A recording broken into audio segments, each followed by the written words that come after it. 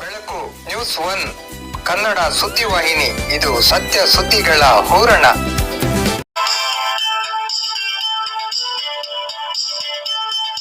ಇದುವರೆಗೂ ಕೂಡ ತಾವು ಅನೇಕ ಕಾರ್ಯಕ್ರಮಗಳನ್ನು ವೀಕ್ಷಿಸಿದ್ದೀರ, ಅನೇಕ ವಿಚಾರಗಳನ್ನು ತಾವು ತಗೊಂಡಿದ್ದೀರ. ಈಗ ಸಂಘಕ್ಕೆ ಸಂಬಂಧಪಟ್ಟ ಮುಖ್ಯವಾದ ವಿಚಾರಗಳನ್ನು ಮಾತ್ರ ನಾನು ತಿಳಿಸ್ತೇನೆ, ಅದು ತಾವು ಗಮನಿಸಬೇಕಾಗಿ ತಮ್ಮಲ್ಲಿ ಕೋರ್ತೀನಿ ಸರ್.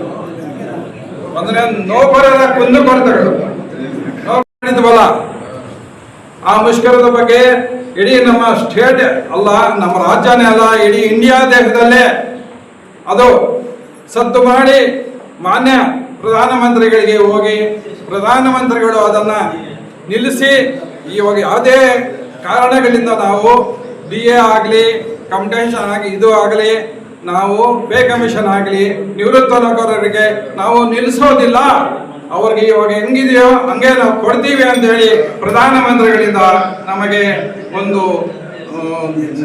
ತೃಪ್ತಿ ಸಿಕ್ಕಿದೆ ಸರ್.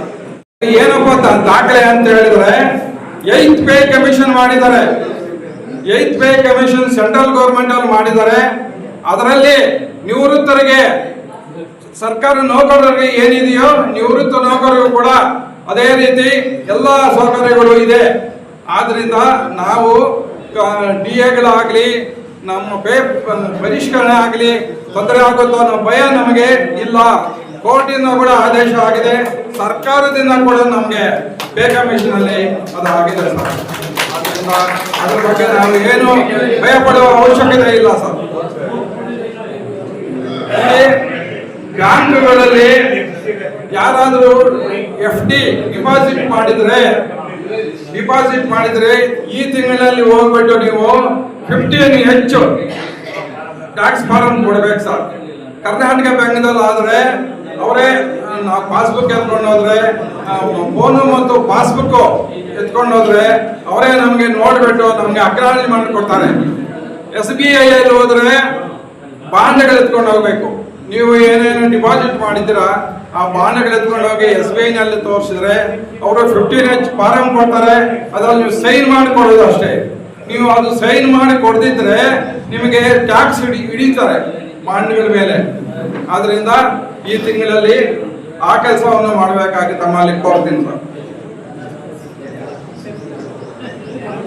ತಿರುಗಿ ಯಾರೋ ಮಿತ್ರರು ಕೇಳ್ತಾರೆ, ನನಗೆ 80 ವರ್ಷ ಆಗಿದೆ, 85 ವರ್ಷ ಆಗಿದೆ, ನಾನು ಇವಾಗ ಏನಾದರೂ ಅರ್ಜಿ ಕೊಡ್ಬೇಕಾ, ಬ್ಯಾಂಕಲ್ಲಿ ಹೋಗಿ ವಿಚಾರಿಸ್ಬೇಕಾ ಅಂತ ಕೇಳ್ತಾರೆ.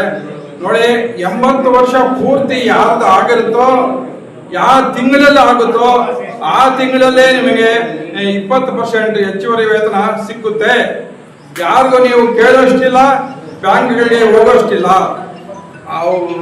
ಅಂದ್ರೆ 80 ವರ್ಷ ಬೀಳ್ತಾನೆ ಅಲ್ಲ, 80 ವರ್ಷ ಮುಗಿದ ತಿಂಗಳಿಗೆ ನಿಮ್ಗೆ ಹೆಚ್ಚುವರಿ ವೇತನ ಸಿಕ್ಕುತ್ತೆ ಸರ್.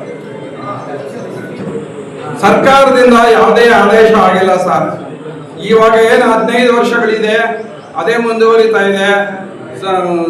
ಕೋರ್ಟಿಂದ ಆದೇಶ ಮಾಡಿದ್ರು ಕೂಡ ನಮ್ಮ ಸರ್ಕಾರ ಇನ್ನೂ ಮಾಡಿಲ್ಲ.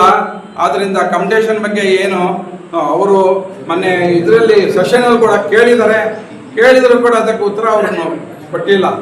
ಆದ್ರಿಂದ ಕಂಪಿಟೇಷನ್ ಬಗ್ಗೆ ನಾವು ಏನು ತಿಳ್ಕೊಳ್ಳೋಷ್ಟಿಲ್ಲ. ಇವಾಗ 15 ವರ್ಷದ್ದು ಇದೆ, ಅದೇ ಕಂಟಿನ್ಯೂ ಆಗುತ್ತೆ ಸರ್.